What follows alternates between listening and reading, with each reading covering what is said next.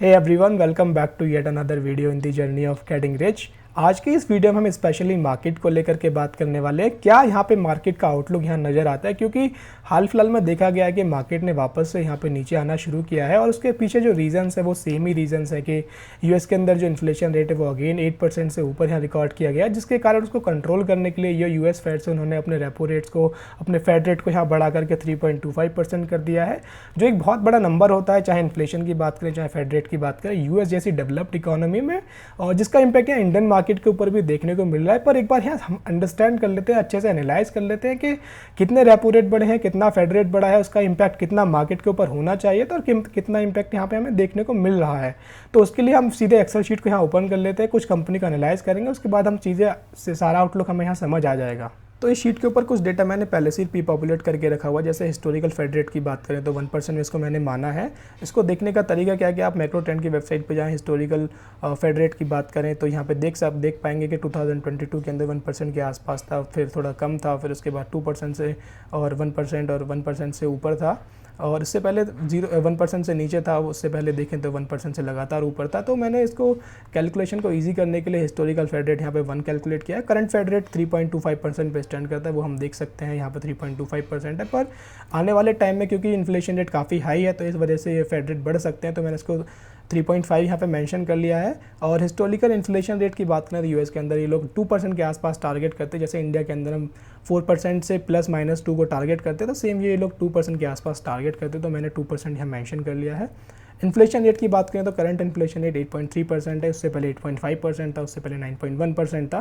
पर 8.3 को calculation easy करने के लिए मैंने 8.5 मान लिया है। उसके बाद दो कंपनी का एनालिसिस हम करने वाले हैं, एप्पल का और माइक्रोसॉफ्ट का। इसके फाइनेंशियल्स यहाँ पे कुछ मैंने मेंशन कर लिए हैं। तो एप्पल की बात करें तो एप्पल के फाइनेंशियल्स को देखने के लिए आपको करना क्या, ट्रेडिंग व्यू की वेबसाइट के ऊपर जाना है, यहाँ पे एप्पल टाइप करना है। एप्पल टाइप करने के बाद राइट हैंड साइड पर जो बटन आता है इसको आपको ओपन कर लेना है। ओपन करने के बाद आपको नीचे स्क्रॉल करना है और यहाँ पे नीचे स्क्रॉल करने के बाद आपको इसके मोर फाइनेंशियल्स का एक बटन दिखेगा, वहाँ पे आपको ओपन कर लेना है। मोर फाइनेंशियल्स ओपन करने के बाद यहाँ पे आपको कंपनी के सारे फाइनेंशियल्स देखने को मिल जाएंगे। ये बिल्कुल सेम वैसा ही है जैसे स्क्रीनर.इन की वेबसाइट पे मिलता है। तो यहाँ पे टोटल रेवेन्यू की बात करें तो ट्रेलिंग 12 मंथ्स के अंदर $387 बिलियन का यहाँ रेवेन्यू हुआ है, और 387 को हमने राउंड ऑफ करके $400 बिलियन यहाँ पे अज्यूम कर लिया, तो आप देख भी पाएंगे। उसके बाद कंपनी के ऊपर डेट कितनी है वो भी हम एक बार देख लेते हैं। तो एप्पल के ऊपर जो डेट है उसको देखने के लिए हम इसकी बैलेंस शीट के ऊपर जाते हैं। बैलेंस शीट के बाद यहाँ देख पाएंगे कि टोटल डेट जो है कंपनी के ऊपर $136 बिलियन की है, तो उसको मैंने राउंड ऑफ करके अगेन यहाँ पर $150 बिलियन मान लिया है। उसके बाद कंपनी का प्रॉफिट कितना है वो भी हम एक बार यहाँ देख लेते हैं। तो वापस से मैं यहाँ उसको ओपन करता हूँ, इनकम स्टेटमेंट पे जाता हूँ, और नेट इनकम की बात करें तो कंपनी का जो नेट इनकम है $99 बिलियन है, तो मैंने इसको राउंड ऑफ करके $100 बिलियन यहाँ पे मान लिया है। अब दो चीज़ें यहाँ नज़र आती हैं कि सबसे पहला इन्फ्लेशन के रेट का जो इम्पैक्ट यहाँ देखने को मिलेगा वो देखने को मिलेगा कंपनी के जो एक्सपेंसेस हो रहे हैं उन एक्सपेंसेस उस कंपनी के बढ़ जाएंगे, जैसे कंपनी के जो प्रॉफिट मार्जिन है वो घट जाएंगे, तो वो हम एक बार कैलकुलेट करेंगे। उसके बाद जो करंट फेड रेट है उसका इम्पैक्ट देखने को मिलेगा कि कंपनी के ऊपर जो डेट है उसके ऊपर उनको ज़्यादा इंटरेस्ट पे करना पड़ेगा, तो अगेन कंपनी के जो प्रॉफिट मार्जिन है वो स्क्वीज़ हो जाएंगे। तो दोनों चीज़ों को हम मेंशन करेंगे।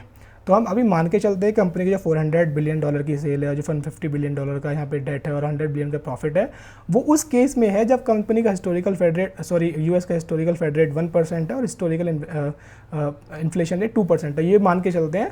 उसके बाद हम कैलकुलेट करते हैं कि अभी के हिसाब से क्या चेंजेस कंपनी के अंदर होंगे, उसके प्रॉफिट में होंगे। तो फेड रेट 3.5% मान लेते हैं अब हम, और इन्फ्लेशन रेट 8.5% मान लेते हैं। तो यहाँ पे कैलकुलेट करते हैं कितना प्रॉफिट अभी के हिसाब से होना चाहिए, अभी की सिचुएशन के हिसाब से होना चाहिए। तो हम क्या करते हैं कि जो करंट प्रॉफिट है 100 बिलियन का, उसमें से हम माइनस करने वाले हैं कुछ चीज़ों को। क्या चीज़ें माइनस करने वाले हैं कि कंपनी के कितने एक्सपेंसेस और बढ़ गए। फॉर एग्जांपल तो G3 क्या है, G3 की बात करें तो कंपनी का डेट है, डेट के ऊपर कितना उन्हें और ज़्यादा इंटरेस्ट पे करना पड़ेगा। उसके लिए हमने क्या किया कि जो 3.5% अभी करंट है उसमें से माइनस किया 1%, मतलब कि 2.5% इंटरेस्ट और ज़्यादा पे करना पड़ेगा इनको, तो वो हमने यहाँ पे कैलकुलेट कर लिया। उसके साथ हमने माइनस किया, क्या माइनस किया, F3 क्या है कि कंपनी की जो टोटल सेल्स है, सेल्स में से हमने प्रॉफिट को माइनस किया ताकि हम उसके ऑपरेटिंग एक्सपेंसेस को निकाल सकें। तो एक्सपेंसेस वैसे तो रॉ मटेरियल के प्राइसेस इन्फ्लेशन की वजह से बढ़ते हैं, पर हमने क्या अज्यूम किया कि प्रॉफिट से अलग जो भी है कंपनी का एक्सपेंस है वो हमने मेंशन कर लिया। तो हमने $300 बिलियन का हमने एक्सपेंस यहाँ पे मेंशन किया, हालांकि इतना एक्सपेंस होता नहीं है, एक्सपेंस कंपनी का कम ही होता है, एम्प्लॉय कॉस्ट भी होती है, बाकी चीज़ें भी होती है, पर कैलकुलेशन को ईजी करने के लिए हमने मान लिया कि बाकी बचा हुआ इनका एक टोटल एक्सपेंस ही है। तो हमने टोटल माइनस किया तो $300 बिलियन आता है, उसका कितना परसेंट हमें और बढ़ाना है तो करंट इन्फ्लेशन रेट कितना 8.5%, पहले कितना था 2%, उसको हमने माइनस किया तो निकल गया था 6.5%। तो $300 बिलियन का जो 6.5% हमें और माइनस करना है इनके प्रॉफिट से। तो उसको माइनस करने के बाद क्या डेटा निकल के आता है कि एप्पल का जो करंट प्रॉफिट होना चाहिए वो इस डेटा के अकॉर्डिंग 3.5 फेड रेट और इन्फ्लेशन रेट 8.5 के अकॉर्डिंग 76.75% इनका टोटल प्रॉफिट होना चाहिए। कितना परसेंटेज ये चेंज है, तो माइनस के 23% इनका जो स्टॉक प्राइस है वो जाना चाहिए। मतलब 23% का इम्पैक्ट यहाँ पे देखने को मिला इनके प्रॉफिट मार्जिन्स के ऊपर। सेम हम बात करते हैं माइक्रोसॉफ्ट की, तो माइक्रोसॉफ्ट की भी हम बात कर लेते हैं तो सेम चीज़ यहाँ पे नज़र आती है। तो इनकम स्टेटमेंट की बात करें तो अगेन यहाँ पे लगभग $200 बिलियन है, तो हमने यहाँ $200 बिलियन मेंशन कर लिया सेल की। डेट की बात करें तो डेट को देखने के लिए वापस से हमें यहाँ पे इसकी बैलेंस शीट को खोलना पड़ेगा, और यहाँ देखेंगे टोटल डेट जो है इसके बाद लगभग $80 बिलियन की है, और यहाँ पे हमने इसको $80 बिलियन हमके मेंशन कर लिया है। उसके बाद प्रॉफिट की बात करें तो प्रॉफिट भी एक बार देख लेते हैं, तो प्रॉफिट को वापस से इनकम स्टेटमेंट देखते हैं। तो यहाँ पे नेट इनकम देखें तो 72 है, तो इसको मैंने राउंड ऑफ करके $70 बिलियन ही मैंने इसको सिर्फ मेंशन किया है, कम ही मेंशन किया है एक्चुअली। अब इसको हम देखते हैं कि इसमें क्या चीज़ें नज़र आती हैं। तो 70 से अगेन सेम फार्मूला यहाँ पे लगाया कि करंट जो प्रॉफिट है उसमें से हम इसके इन्फ्लेशन रेट बढ़ने की वजह से जो एक्सपेंसेस है उसको माइनस कर लेते हैं। उसके बाद फेड रेट बढ़ने की वजह से जो एक्सपेंसेस बढ़ जाएंगे उसको माइनस कर लेते हैं। तो यहाँ पे क्या नज़र आता है कि 59.55 इनका करंटली प्रॉफिट आना चाहिए इस सेल्स के अकॉर्डिंग। तो यहाँ पे क्या चेंज नज़र आता है कि 23% का चेंज हमें गिरावट हमें इसके प्रॉफिट में देखने को मिलेगी, और 10% की गिरावट हमें माइक्रोसॉफ्ट के जो स्टॉक है जो प्राइस है उसमें देखने को मिलेगी, प्रॉफिट में देखने को मिलेगी। पर हमें यहाँ नज़र क्या आता है इसके प्राइस को हम एक बार देख लेते हैं। तो एप्पल की बात करें तो एप्पल का जो प्राइस है अभी 17% डाउन है, जो कभी एक टाइम पे 29% डाउन था। क्या 29% डाउन जस्टिफिकेशन देता था कि केवल ये इन्फ्लेशन और फेड रेट बढ़ जाने की वजह से? तो ऑब्वियसली नहीं देता था। तो 17% अभी डाउन है, जो कि यहाँ पे ठीक है, यहाँ पे अच्छा सब चीज़ें नज़र आती हैं। तो वापस से एप्पल जैसी कंपनी यहाँ पे कॉस्ट कटिंग कर रही है, उन्होंने हायरिंग को कम किया है और काफ़ी चीज़ें इन्होंने इंप्रूव की हैं ताकि अपने प्रॉफिट मार्जिन को वो लगातार मेंटेन कर पाएँ। तो एप्पल जैसी कंपनी का 17% डाउन होना एक अपॉर्चुनिटी होती है। सेम चीज़ यहाँ पर माइक्रोसॉफ्ट में भी देख सकते हैं। तो माइक्रोसॉफ्ट कितना डाउन है? माइक्रोसॉफ्ट में तो और भी ज़्यादा हालत ख़राब है। तो माइक्रोसॉफ्ट तो 32% डाउन था, जबकि इसके जो फाइनेंशियल्स बताते हैं कि इसको सिर्फ और सिर्फ 10-11% ही सिर्फ यहाँ पे डाउन होना चाहिए था। तो अगेन मैं कहूँगा यहाँ पे एक अच्छी अपॉर्चुनिटी यहाँ यूएस स्टॉक्स के अंदर भी है, और सेम ही चीज़ यहाँ पे इंडियन स्टॉक के अंदर भी, इंडियन आईटी स्टॉक के अंदर भी है। तो इंडियन आईटी स्टॉक की बात करें तो यहाँ पे जो आईटी स्टॉक है इंडिया का, टीसीएस की सबसे पहले टीसीएस की बात कर लेते हैं। तो टीसीएस जो है अपने हाई से लगभग ये 25% डाउन है, और अपनी सपोर्ट पे यहाँ सपोर्ट के आसपास यहाँ ट्रेड कर रहा है, अच्छी सपोर्ट के आसपास यहाँ पे ये ट्रेड कर रहा है। तो ये यहाँ पे एक्यूमुलेशन जोन हो सकता है, इस लेवल से लेकर के इस लेवल तक आप एक्यूमुलेट कर सकते हैं। तो इससे पहले भी इसने यहाँ पे एक यहाँ पे रेजिस्टेंस सपोर्ट दिखाया था, उसके बाद यहाँ पे एक दूसरा सपोर्ट, तीसरा सपोर्ट, चौथा सपोर्ट, 4 सपोर्ट लगातार दिखा चुका है। इसके बाद फर्दर गिरेगा तो यहाँ पे मुझे लगता है कि इससे नीचे नहीं जाना चाहिए। उसके बाद इन्फोसिस की बात करते हैं। तो इन्फोसिस की बात करें तो इन्फोसिस में भी सेम ही सिनेरियो मुझे नज़र आता है कि हो सकता है डब्ल्यू पैटर्न बना के ऊपर निकल जाए, या हो सकता है कि थोड़ा और नीचे आए, इस लेवल के आसपास आकर वो एक्यूमुलेट करे। पर मैं यही कहूँगा कि पहले जो यहाँ पे रेजिस्टेंस थी वापस से यहाँ पे सपोर्ट बनी, एक और सपोर्ट यहाँ बनी, फिर सपोर्ट बनी। तो अभी भी ये स्ट्रॉन्ग सपोर्ट के ऊपर है। अगर ये टूट के नीचे आता भी है तो इस लेवल के अंदर जो भी है सब बाइंग जोन है, यहाँ पे हम एक्यूमुलेट कर सकते हैं। उसके बाद विप्रो की बात करें तो विप्रो में भी सेम ही मुझे सिनेरियो नज़र आता है। तो वो भी हो सकता है डब्ल्यू पैटर्न बना के ऊपर जाए, पर ऐसा नहीं कि आज मैं वीडियो बना रहा हूँ तो कल से ही जाना शुरू कर देंगे। पर यहाँ पे जो हम देख रहे हैं कि इतनी बस सिचुएशन होनी नहीं चाहिए। 45% यहाँ विप्रो डाउन है, अगेन वो अपने सपोर्ट पे ट्रेड कर रहा है। तो ये एक्यूमुलेशन जोन है, यहाँ से हम एक्यूमुलेट कर सकते हैं आईटी स्टॉक को।